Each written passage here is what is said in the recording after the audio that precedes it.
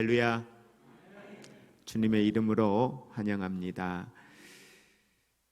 우리가 사무엘하를 계속 강해를 해오면서 20장까지의 내용을 우리가 일단 멈추고요, 21장부터는 20장에 연결된 부분이라기보다는 21장부터 24장까지에는 그 20장까지의 사건의 중간중간에 있었던 특별한 사건들이 있었어요. 이제 특별한 사건이라고 하면 자연재해, 그 다음에 블레셋과의 전쟁들이 중간중간에 있었거든요. 그런데 그런 사건들을 어떻게 보면 따로 분리해서 별책 부록처럼 21장부터 24장까지의 내용에 정리를 해 놓았습니다. 그러다 보니까 역사적으로 이게 쭉 연결되기보다는 중간중간에 이 있는 사건들을 떼어내서 별도의 사건으로 정리를 해 놓았다는 거죠. 정리를 해 놓은 이유는 그 안에서 하나님이 또 이스라엘 백성들에게 하시고자 하시는 하나님의 음성이 있는 거거든요.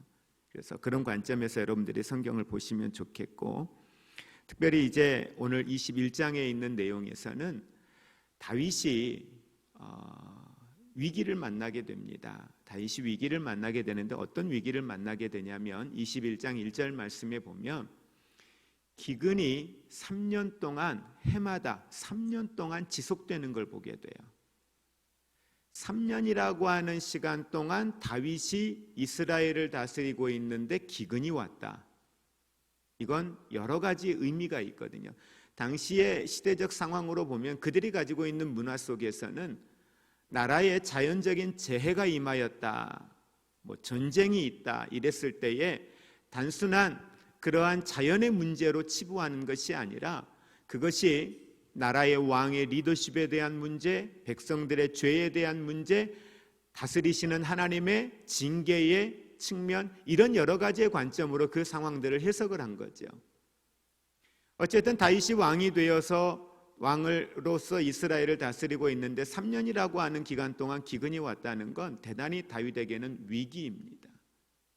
여러분 한번 상상해 보십시오. 우리는 코로나19로 인해서 이 한 3개월 정도의 시간 동안에 멈추어지는 경제나 사회적인 문제들, 이런 상황들 앞에서 우리는 위기라고 이야기를 해왔잖아요. 3년이라고 하는 시간 동안 기근이 왔다. 한 해의 기근이 딱 오고 나면 그 다음이 어떻게 될까요? 우리처럼 통장에 돈을 넣어놓고 언제든지 필요한 것들을 살 수 있고 수입할 수 있고 이런 여건도 아니잖아요. 저장 능력이 잘 되어져서 오늘 수확한 것을 내년까지 저장했다가 먹을 수 있는 그런 여건도 아니잖아요. 3년이라는 시간 기근이 왔다라고 하는 것은 이 나라의 입장에서 보았을 때는 대단히 큰 위기인 겁니다. 그런 위기 앞에 오늘 다윗이 직면을 하게 되고요. 그 위기 앞에 다윗은 하나님께 기도합니다. 하나님, 어찌하면 좋습니까? 이 일이 무슨 일 때문입니까? 어찌 이런 고난이 우리에게 옵니까? 라고 1절에 묻습니다. 그때 하나님이 1절에서 말씀하죠. 이건 다른 이유 때문이 아니라 사울의 죄 때문이다. 사울과 그의 가문의 죄라고 이야기를 합니다. 그리고 더 구체적으로 하나님이 이야기하시는데 사울과 함께하는 그의 가문이 기브온 사람들을 쳤고 기브온 사람들을 친 이유로 인해서 오늘 지금 너희들에게 이러한 기근이 왔음을 이야기해요. 다윗은 이 말을 듣죠. 그래요, 하나님, 기브온 사람들을 사울이 쳤기 때문입니까? 다윗이 이 말을 듣고 나니까 지금 누구에게 달려가야 돼요? 기브온 사람들에게 왜 상처 입은 건 누구예요? 기브온 사람들이에요. 하나님께 기도하고 하나님께 응답을 받았지만 문제 해결은 누구하고 해야 돼요? 지금 기브온 사람들하고 해야 되는 거죠. 그래서 다윗이 기브온 사람들을 불렀습니다. 그 기브온 사람들에게 이야기해요. 그런데 정말 정중하게 이야기해요. 2절 한번 같이 읽으실까요? 2절 같이 있습니다. 기브온 사람은 이스라엘 족속이 아니요 그들은 아모리 사람 중에서 남은 자라. 이스라엘 족속들이 전에 그들에게 맹세하였거늘 사울이 이스라엘과 유다 족속을 위하여 열심히 있으므로 그들을 죽이고자 하였더라. 이에 왕이 기브온 사람을 불러 그들에게 물으니, 자, 이 말은 어떤 의미냐면 이제 설명을 해주는 거예요. 기브온 사람들이 누구지? 이스라엘 사람들은 아니에요. 역사를 거꾸로 되돌려서 올라가 보니까 기브온 사람들이 누구냐면 여호수아와 함께 이스라엘 백성들, 출애굽했던 이스라엘 백성들이 가나안 땅에 들어갈 때에 가나안에 있는 10족속, 하나님께서 여호수아에게 그들을 멸하라 라고 했을 때에 뭐 헷족속부터 해가지고 쭉 족속들이 있는데 그 가운데 한 부족이 바로 기브온 사람들이에요. 그러니까 성경대로 이야기하면 여호수아 시대에 이미 멸망을 당했어야 될 사람들이에요. 그런데 여호수아가 그들과 언약을 맺어요. 물론 그 안에 여러 가지 이유가 있었지만 언약을 맺고 기브온 사람들을 살려둡니다. 그런데 성경에 하나님이 뭐라고 말하냐면 그 언약을 기억하시고 그들을 살려두신 거예요. 그러니까 처음 시작은 여호수아가 기브온 사람들과 언약을 맺어서 살려주었지만 그러나 그들을 계속 보존하신 건 누구였다? 하나님이셨다라고 하는 걸 이야기해요. 그런데 사울 왕이 되고 난 이후에 하나님께서 전쟁을 이야기합니다. 아말렉과의 전쟁을 이야기할 때에 이 전쟁에 그들이 나아가면서 아말렉과 전쟁을 하는 게 아니라 누구하고 전쟁을 치르냐면 오늘 2절에 이야기하고 있는 것처럼 기브온 사람들과 전쟁을 치루어요. 그리고 그들을 취하는 모습을 성경을 통해서 보게 됩니다. 근데 그걸 지금 누가 기억하고 있어요? 하나님이. 그걸 뭐로 기억하고 있어요? 죄로 기억을 하고 있는 거예요. 자, 이 상황을 알게 된 다윗이 이제 3절 말씀에 기브온 사람들을 성으로 불러서 그들과 대화하는 장면이 나옵니다. 자, 잘 한번 여러분 내용을 보시기 바랍니다. 3절 같이 읽습니다.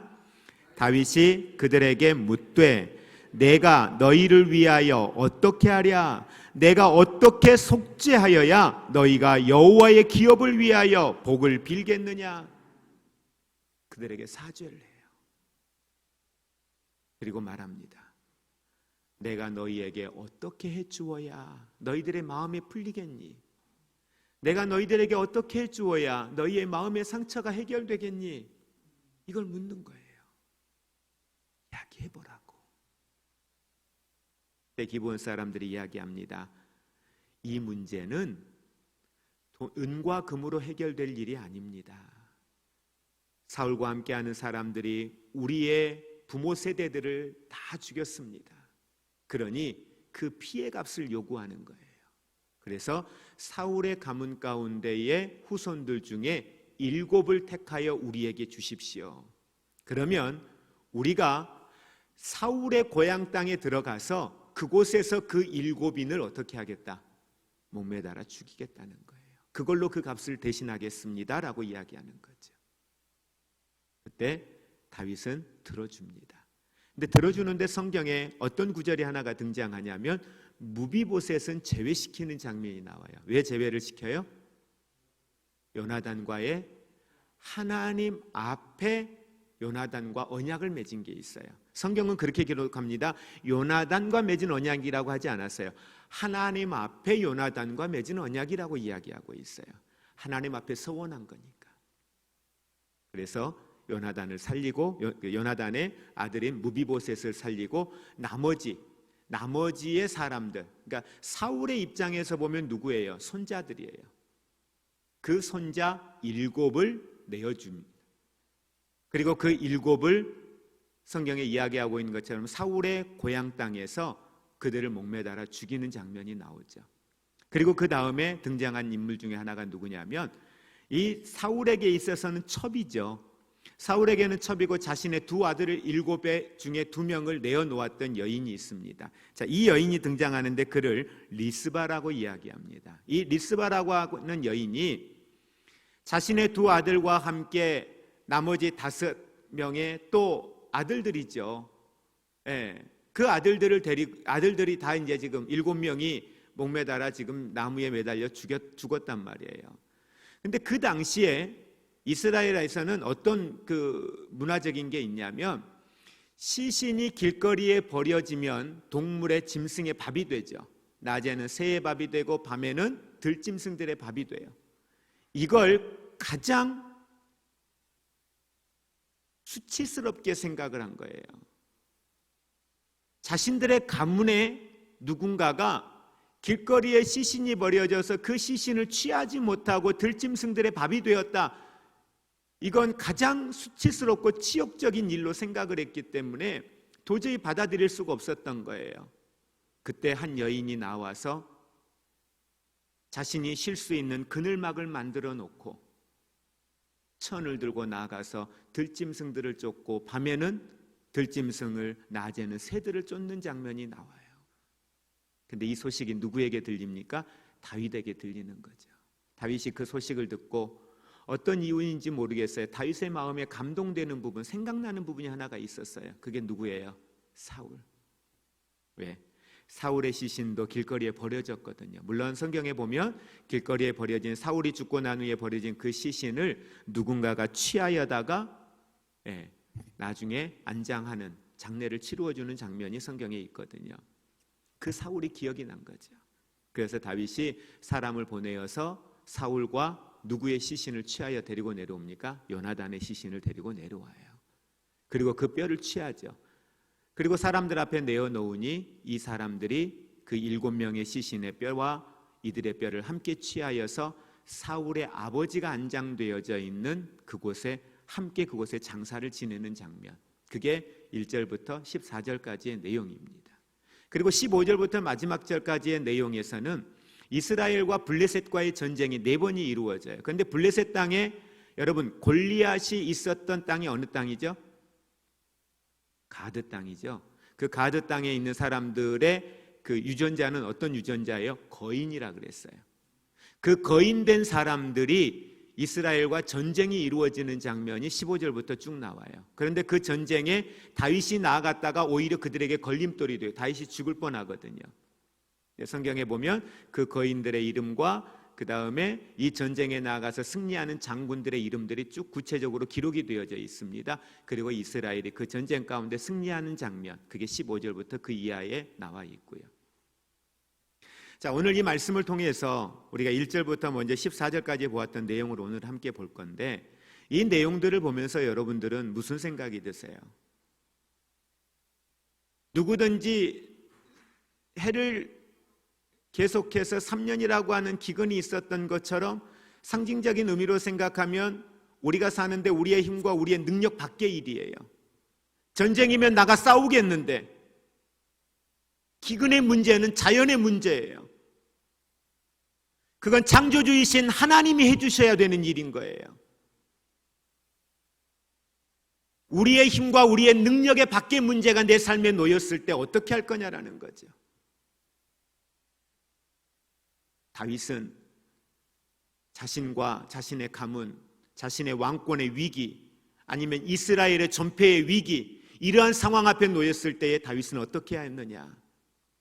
여호와께 나아갔다는 겁니다. 여호와께 나아갔고 여호와 앞에 기도했다는 거예요. 하나님, 어찌된 일입니까? 무엇 때문입니까? 하나님께 기도하는 다윗의 모습을 봅니다.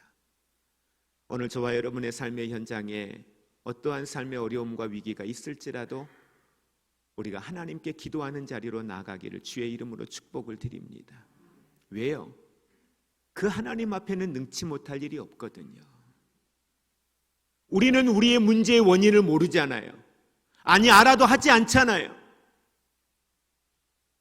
내 삶에 남겨져 있는 어떠한 삶의 문제들 앞에 우리가 그 고난의 현장에 살 수 있는 최선은 사람을 구함이 아니라 바로 하나님께 묻는 우리의 기도가 있기를 주의 이름으로 축복을 드립니다. 주님 앞에 서면 성경은 그분을 나의 목자라고 이야기합니다. 성경은 우리가 그분 앞에 서면 여호와의 말씀은 내 발의 등이라고 말하고 있습니다. 우리가 그 말씀 앞에, 하나님 앞에 서면 하나님은 우리 안에 진리 안으로 인도하실 것이고, 진리 안에 있는 하나님의 사람들은 자유함이 있는 삶을 살게 될 것이라고 이야기합니다. 우리가 주님 앞에 서면 그의 오른손이 나를 붙들 뿐만 아니라 그분이 내 산성이 되어주시고 나의 반석이 되어주시고 나의 피할 하나님의 능력이 되어주심을 믿으시기를 바랍니다. 다윗이 그렇게 하나님께 묻습니다. 그런데 하나님의 응답이 전혀 뜻하지 않는 응답이죠. 자신의 연약함과 무관한 일이에요. 자신의 죄와 무관한 일이에요. 그런데 그게 기브온 사람이래요. 여러분 한번 보십시오. 기브온 사람들은 지금 다윗이 자신의 부대 가운데 소수의 사람들만 보내어도 얼마든지 멸망시킬 수 있는 사람들입니다. 자신의 사회적 위치와 기브온 사람들의 위치는 비교할 수가 없는 거예요. 그런데 그런 다윗이 기브온 사람들 앞에 가서 기브온 사람들을 불러놓고 그 가운데 다윗이 하는 말이 사죄예요. 진심 어린 사과를 합니다. 여러분, 여기서 우리가 알아야 될 중요한 사실이 하나 있습니다. 왕이 그들을 불러다가 사과한 것만으로도 어때요? 문제 해결이 끝나야 되잖아요. 왕이 불러다가 그들에게 중심으로 내가 미안하다 사과한 것만으로도 끝나야 돼요. 그런데 그들은 한 발 더 나아가요. 은과 금으로도 안 됩니다. 여러분, 이 말을 들은 다윗, 여러분이 다윗이라면 어떻겠어요? 이놈의 자식들이 조금 봐주려고 했더니, 아니 좀 이 문제를 해결하려고 좀 내가 그들 앞에 낮아졌더니 용서까지, 내가 직접 용서까지 구했는데 괘씸하다 생각할 수 있지 않을까요? 그런데 다윗은 그러지 않았어요. 그래, 이야기해봐라. 은과 금으로 안 된다고 하니까 그래, 말해봐라. 내가 들어줄게. 그런데 사람의 목숨을 요구하네요. 누구의 목숨을 요구해요? 사울의 가문의 사람들의 목숨을 요구해요. 사울의 가문의 사람들의 목숨을 요구한다는 건 다윗에게는 누구의 집안이에요? 자신의 아내의 처갓집이에요. 혈연으로 맺어져 있는 관계들이 그 안에 다 있단 말이에요. 근데 그들 가운데에 7명의 목숨을 요구해요. 벌해주십시오가 아니에요. 그들을 사울의 고향 땅에 가서 목매달아 죽이겠다는 거예요. 잘 보십시오. 다윗은 그에 응합니다. 그리고 그대로 합니다. 진정한 용서라는 게 여러분 뭘까요? 진정한 용서가 뭘까요? 우리는 가부장적인 자세가 너무 강합니다. 내가 그래도 남편인데, 내가 그래도 부모인데, 내가 그래도 사회적 위치가 이런 위치에 있는데, 내가 누군데, 내가 비록 잘못했지만, 아니 내가 잘못한 것도 아니잖아. 그런데 내가 내 부모를 대신해서, 내 가족 누군가를 대신해서 내가 이렇게 찾아와서 용서를 빌었으면 됐다 그래. 안 보고 살면 되지 뭐. 우리 가정 안에, 우리 주변 속에 이러한 일들이 얼마나 많습니까? 특히 부모님들, 자녀들 앞에 이런 모습 많지 않나요? 분명히 부모님이 자녀에게 상처를 주었어요. 아픔을 주었어요. 잘못한 게 맞아요. 그런데 많은 사람들은 회개라고 하는 걸 자신의 기준에서 회개를 생각합니다. 자신의 입장에서 이 정도 했으면 됐지라고 이야기합니다. 그러나 다윗이 그럴 수 있었던 것, 기브온 사람들 앞에 이렇게 할 수 있었던 건 무엇 때문이냐면 바로 하나님 앞에 서 있는 다윗의 모습인 거예요. 하나님 앞에 진정한 회개는 어떤 거냐? 내가 상처를 주었던 사람들 앞에, 내 민족이 상처를 주었던 사람들 앞에, 내 선대왕이 상처를 주었던 사람들 앞에 그들의 마음이 풀릴 수 있도록 최선을 다하는 것, 적어도 내 눈높이가 아닌 그들의 눈높이로 다가가서 용서를 구했다라고 하는 것, 이게 회개라는 거예요. 부부싸움하면 이런 일 많이 일어나죠. 누구 눈높이로 용서를 구해요? 내 눈높이. 내가 이 정도 얘기하면 좀 들어줘야 되는 거 아니야? 내가 이 정도 용서를 구했으면 좀 들어줘야 되는 거 아니야? 이렇게 이야기하죠. 근데 죄송한데 그렇게 화내고 그렇게 말할 정도면 아직 제대로 용서를 구한 게 아니에요. 적어도 누구 마음이 풀려야 돼요? 상대방의 마음이 풀리는 그 눈높이에 내려간 용서는 구하지 않은 거예요. 다윗이 기브온 사람을 부를 수 있었던 것, 그들의 눈높이에 낮아져서 그들의 요구를 들어줄 수 있었던 것, 그래야만이 죄를 끊어낼 수 있고 그래야만이 문제를 해결할 수 있으니까. 여러분 가정 안에 진정한 용서를 구하지 못함 때문에 얼마나 사탄이 여러분의 가정을 휘젓고 있는지 아십니까? 진심 어린 사과가 되지 않는 것 때문에 우리의 감정을 붙잡고 얼마나 우리의 가정들을 무너뜨리고 있는 줄 아십니까? 다윗은 그걸 한 거예요. 자기보다 훨씬 연약한 기본 사람들이지만 그들이 요구하는 걸 온전히 들어주는, 그러면서 주장하는 자의 자세를 취하지 아니하고 그들에게 진정한 사과를 하고 있는 다윗의 모습을 봅니다. 이 5월 가정의 달을 우리가 맞이하면서 언제까지요? 이 불편함을 언제까지요? 언제까지 누구 때문이라고요? 언제까지 이렇게 가지고 갈 겁니까? 그 불편함은 어떻게 할 건데요? 그것 때문에 내 마음의 상처는 어떻게 할 건데요? 그것 때문에 감당해야 될 삶의 아픔들은 어떻게 할 건데요? 이제 사람 앞이 아닌 하나님 앞에 먼저 서서 하나님의 지혜를 구하는 우리가 되기를 원합니다. 그 안에 하나님의 방법이 있을 겁니다. 그 안에 하나님이 주시는 지혜와 능력이 있을 겁니다. 그리고 그 하나님이 능히 감당하게 하실 줄로 믿습니다. 또 하나 중요한 사실을 우리가 하나 보는데, 바로 그것은 분명히 죄는 누가 지었어요? 사울이 지었어요. 그런데 누가 죽임을 당합니까? 그의 손자들이 죽임을 당했습니다. 이런 것들 때문에 과거에 한국교회 안에 부흥이 일어났던 것, 가정에 흐르는 가게에 흐르는 저주의 영을 끊어라, 이런 책들 한동안 많이 나와 있었죠.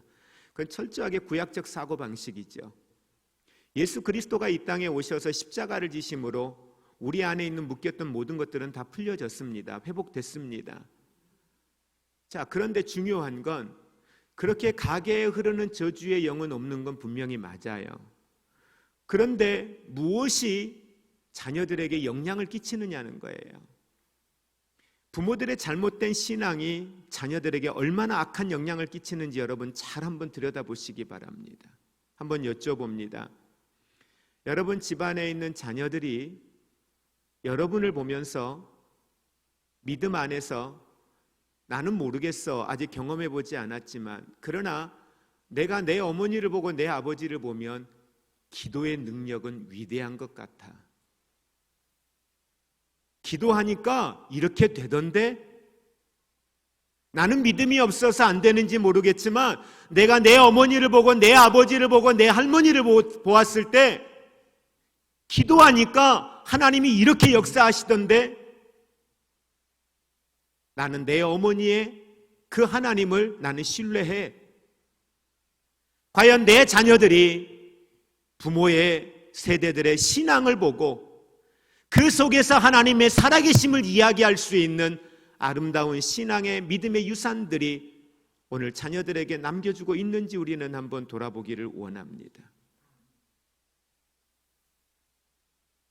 오히려 자녀들의 마음의 그 영적인 세계의 그 그림판에 믿음에 대하여, 하나님에 대한 신뢰에 대하여, 예수 믿는 신앙생활에 대하여서 잘못된 그림들을 가득 그려 넣어주고 있다면 그건 오늘 우리의 부모 세대들의 다시 한번 하나님 앞에 영적으로 우리가 회복하고 다시 한번 하나님 앞에 우리가 믿음으로 담대하게 나아가면서 믿음의 유산을 남길 수 있는 그 축복의 통로가 될 수 있기를 주의 이름으로 축복을 드립니다.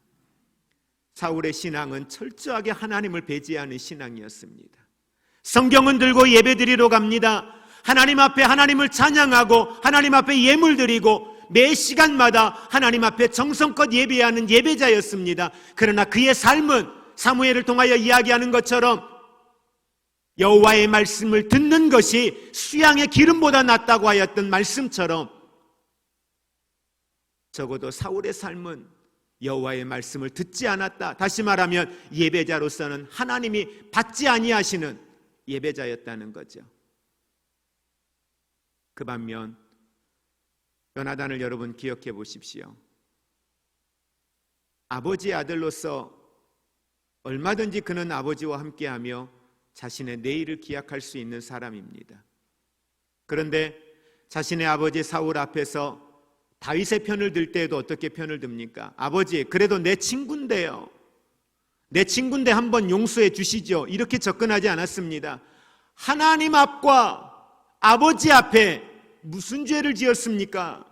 철저하게 요나단의 신앙은 하나님을 중심에 두는 신앙이었습니다. 아무리 절친한 친구이지만 그가 하나님 앞에 신실한 사람이었기에 요나단은 다윗을 위할 수 있었고 다윗을 위하여 목숨까지 내걸 수 있는 신앙의 사람이었다는 거예요. 하나님을 신뢰하는 사람, 하나님을 중심에 두는 사람, 그게 바로 요나단의 신앙이었습니다. 비록 요나단은 죽었지만 하나님은 요나단의 자녀를 다윗을 통하여서 그 후세의 삶을 지키시고 책임져 주시는 하나님의 모습을 보게 됩니다. 여러분, 무비보셋의 인격을 우리 보았지 않습니까? 다윗이 피난길에 오를 때 함께하고 싶었죠. 그런데 그의 종 때문에 함께하지 못했잖아요. 그런데 그 다윗이 돌아올 때까지 자신의 몸을 치장도 하지 아니하고 왕이 길을 떠났는데, 왕이 피난길에 올랐는데 내가 어떻게 편하게 지내느냐는 거죠. 그러면서 왕을 맞이하는 그런 무비보셋의 모습을 우리가 보면 무비보셋의 신앙이 얼마만큼 하나님 앞에 그의 아버지의 신앙을 통하여 견고하게 세워졌는가를 우리는 볼 수가 있는 겁니다. 인격이, 그의 됨됨이가 얼마나 하나님 앞에 아름다운 사람이었는가를 보게 되는 거죠. 나중에 그 재산을 둘로 나누어주겠다 했을 때 아니요, 당신이 살아 돌아온 것만으로도 나는 됐습니다. 그건 내게 중요하지 않습니다 하는 무비보셋의 모습을 보게 됩니다. 말씀을 정리합니다. 오늘 사울이 죽고 난 이후에 시신이 버려졌을 때에 요나단의 시신도 사울의 시신도 취하여서 오늘 다윗이 그들 앞에 내어놓고 온전한 장례를 치르고 그 가문 전통에 이어서 전통대로 그 할아버지의 묘에 함께 안장하여 장례를 치르는 모습을 통해서 성경에 보니 가뭄이 그쳤더라라고 이야기합니다. 진정한 치유와 회복이 뭘까? 하나님 앞에 여호와를 구하고 주의 말씀 앞에 신실함으로 나아가고 문제 해결을 위하여 자신의 생각과 자신의 방법을 가지고 나아감이 아니라 하나님께 지혜를 구하며 나아갈 때에 하나님은 그런 다윗을 통하여 오늘 이스라엘을 회복시키실 뿐만 아니라 다윗 마음 한켠에 남아있는 사울에 대한 그 불편함, 요나단에 대한 미안함, 이 문제까지 한꺼번에 해결하며 오늘 하나님의 온전한 치유와 회복을 이 가문 가운데 내리는 모습을 보게 됩니다. 내년으로 미루지 마십시오. 다음으로 미루지 마십시오. 지금입니다. 지금 우리가 하나님께 기도하는 자리로 나아가기를 원합니다. 우리가 받은 용서를 생각하면은요, 내가 하나님께 받은 헤아림을 생각하면은요, 내가 하나님께 받은 긍휼을 생각하면은요, 그래서 성경은 주 안에서 하라, 주 안에서 하라. 내 감정과 내 생각으로는 이 상처를, 이 아픔을 해결할 수 없는 거죠. 그러나 내가 받은 하나님의 사랑 앞에, 내가 받은 하나님의 용서 앞에 서면 용서하지 못할, 사랑하지 못할 것이 우리에게는 없는 거죠. 그것 때문에 치루어야 할 대가가 있다면 그 대가를 치르는 아픔이 그 문제를 해결하지 못하여서 당하는 고난보다 절대 크지 않습니다. 비록 그것 때문에 내가 당해야 될 아픔이 있어도 여러분 감당하고 믿음으로 끝까지 가신다면 그 이후에 이루실 하나님의 치유와 회복은 반드시 여러분에게 나타납니다. 부부의 관계에서, 부모와 자녀의 관계에서, 형제의 관계에서, 우리의 삶의 모든 관계 속에 사탄이 왕노릇하고 사탄이 틈타 들어와서 마음대로 그곳을 휘젓고 다닐 수 없도록 이제는 아픔의 그 자리를 하나님 앞에 믿음으로 나아감으로 치유와 회복을 통하여 그 자리가 하나님의 영광을 드러내는 축복으로 회복되기를 주의 이름으로 축복을 드립니다. 이제는 우리 주 예수 그리스도의 은혜와 하나님 아버지의 사랑하심과 성령님의 교통하심이 가정의 참된 치유와 회복을 사모하며 문제의 해답을 여호와께 구하며 답을 얻고 지혜를 얻고 온전히 주님 앞에 서는 하나님의 사람으로 문제 앞에 신실함으로 치유와 회복을 위하여 사모하며 나아가는 사랑하는 모든 성도들 위해, 저들의 가정 위에, 이 나라 민족 위에 이제로부터 영원토록 함께 있을지어다. 아멘.